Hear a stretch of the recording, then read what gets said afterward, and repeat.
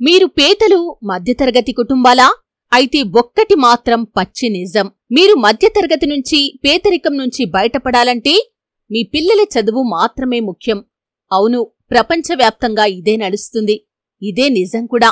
ఈరోజు ఇంగ్లీష్ భాష అనేది ప్రపంచాన్ని ఏలుతుంది. చదువు ఏదైనా ఇంగ్లీష్ భాష ముఖ్యం. అంతేనా?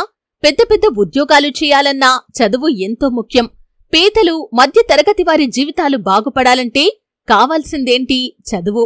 అలాంటి చదువు ఉమ్మడి ఏపీ రాష్ట్రంలోనే వ్యాపారంగా మార్చింది ఎవరు? చంద్రబాబు. ఇది అమ్మ తోడుగా చెబుతున్న పచ్చి సత్యం. చదువు అనేది ప్రైవేట్ వ్యక్తుల బాధ్యత. చదువు అనేది కార్పొరేట్ సంస్థల బాధ్యత అని చెప్పి ప్రైవేట్, కార్పొరేట్ సంస్థలను ప్రోత్సహించి విద్యను వ్యాపారంగా చేశారు. దీంతో మధ్యతరగతి పేదలు చదువుకు దూరమయ్యారు. ప్రభుత్వ పాఠశాలలు నిర్వీర్యమయ్యాయి. ఇప్పుడు ఏపీ అలా లేదు. జగన్ పాలనలో విద్యా వ్యవస్థ అనేది ప్రపంచంలోని ఏ దేశంలో లేనట్లుగా మారిపోయింది. అమ్మ ఒడితో పేద కుటుంబాలకు ఆసరా కల్పిస్తూ వారి పిల్లలను బడికి పంపించే రోజులు వచ్చాయి. ప్రైవేట్ స్కూల్స్ కి ధీటుగా ప్రభుత్వ పాఠశాలలు నాడు నేడు కింద అద్భుతంగా మారుతున్నాయి. ఇంగ్లీష్ మీడియం చదువులు చెబుతున్నారు. డిజిటల్ వ్యవస్థ వచ్చింది. పిల్లలకు గోరుముద్ద అని పౌష్టికాహారం అందిస్తున్నారు. పిల్లల పుస్తకాలను ఉచితంగా ఇస్తున్నారు. ఇంగ్లీష్, తెలుగు భాషల్లో సరికొత్తగా టెక్స్ట్ బుక్స్ వచ్చాయి. యూనిఫాంలను ప్రభుత్వమే అందిస్తుంది. కార్పొరేట్ స్కూల్స్ కి ధీటుగా షూస్ వచ్చాయి.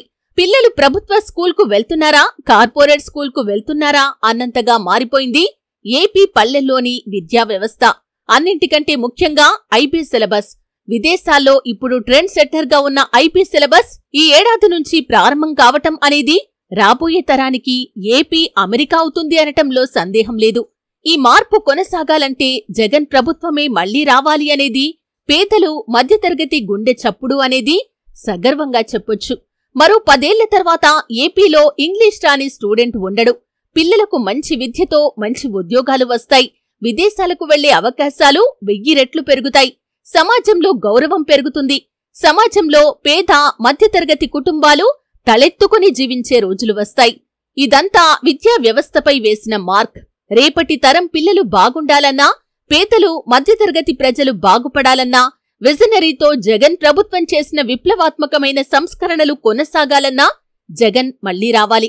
కులం చూడం, మతం చూడం, రాజకీయం చూడం, ప్రాంతం చూడం అని 89% మంది కుటుంబాలకు మంచి చేసిన జగన్ మళ్లీ రావాలి. వచ్చి తీరాలి. ఇది ఏపీలోని ప్రతి పేద తండ్రి, ప్రతి మధ్యతరగతి తండ్రి కోరిక, ఆకాంక్ష. అవునా కాదా? నిజం కాదా ఇది? మన మనస్సాక్షిగా గుండెలపై చేయి వేసుకొని ఓసారి ఆలోచించి నిర్ణయం తీసుకుందాం.